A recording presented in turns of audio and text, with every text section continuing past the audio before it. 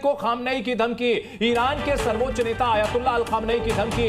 Israel ने खतरनाक रास्ता चुना है, इजराइल को इसका खामियाजा भुगतना पड़ेगा। इजराइल एक ऐसा देश है जो कि अपने गठन के बाद से ही लगातार युद्ध में उसके इन्वॉल्व रहा है। उसके ऊपर तमाम जो पड़ोसी देश थे उन्होंने हमला किया था और ईरान की ओर से भी लगातार सीधे नहीं बल्कि इनडायरेक्ट तरीके से हमास, हूती और हिजबुल्लाह के जरिए वॉर छिड़ी हुई है और इन सब के बीच इजराइल हावी होता रहा है। लेकिन ईरान की ओर से यह धमकी दी गई है।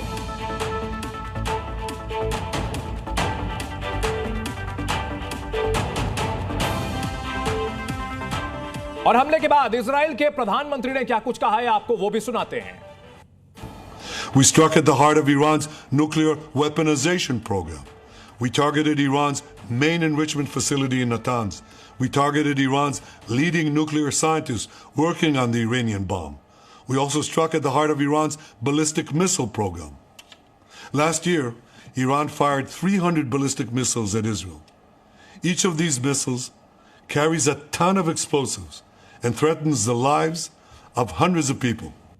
तो परमाणु हथियार के ठिकानों को टारगेट किया, बैलिस्टिक मिसाइलों को टारगेट किया। कर्नल अनुराग, अगर बात की जाए क्या अमेरिका इजराइल ने ईरान की जो फायर पावर है, उसकी मिलिट्री क्षमता है, उसको तबाह करने में कामयाबी हासिल कर ली होगी? डेफिनेटली, लेकिन अगर आप ध्यान से देखें इस युद्ध में जो ईरान की क्षमता है वो ईरान की खुद की मिलिट्री क्षमता से ज़्यादा उसके प्रॉक्सीज थे, जैसे कि हमास था, हिजबुल्ला था, जिसके थ्रू वो इजराइल को और उसके क्षेत्रों में अटैक किया करता था। तो उसको तो ऑलरेडी इन्होंने डिस्ट्रॉय कर दिया इजराइल ने। तो अभी जब अगर हम डायरेक्ट युद्ध की बात करें तो it is not possible, because उनके बीच में एक दूरी है, फिजिकल जोग्राफिकल दूरी है 2000 किलोमीटर की। और जब भी कोई अटैक लॉन्च होता है, इस समय इजराइल का पूरा डोमिनेंस एयर के अंदर है। इजराइल के जो एयरक्राफ्ट जाते हैं वो बिल्कुल स्टेल्थ मोड में जाते हैं। दोनों के बीच जमीनी लड़ाई नहीं हो सकती क्योंकि वो दूर है, बीच में दूसरे देश है, जमीनी लड़ाई नहीं हो सकती सर? बिल्कुल बिल्कुल हो भी नहीं सकती। और इधर से अगर अटैक जाता है तो ऑलरेडी पता चल जाता है दूसरे देश को और उनके पास लगभग 2 घंटे का टाइम होता है जिसके लिए वो अटैक की तैयारी के बिल्कुल तैयार हो सकते हैं। ठीक है, इन सबके बीच अहम सवाल है कि भारत पर इसका असर क्या पड़ेगा, दुनिया पर इसका असर क्या पड़ेगा। सबसे पहले भटनागर साहब आपके पास में आऊंगा, भारत पर इसका असर क्या पड़ सकता है इस युद्ध का, अगर यह युद्ध आगे बढ़ता है जैसा कि नेतन्याहू ने चेतावनी दी है? सबसे बड़ी प्रॉब्लम जो हमको फेस करने वाले हैं, एविएशन इंडस्ट्री बहुत सेंसिटिव इंडस्ट्री है जी।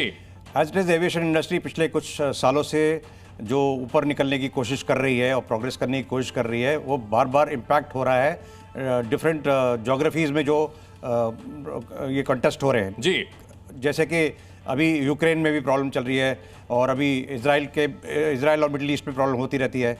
अब हमको ईरान के ऊपर से भी फ्लाइट करना अलाउड नहीं है जी।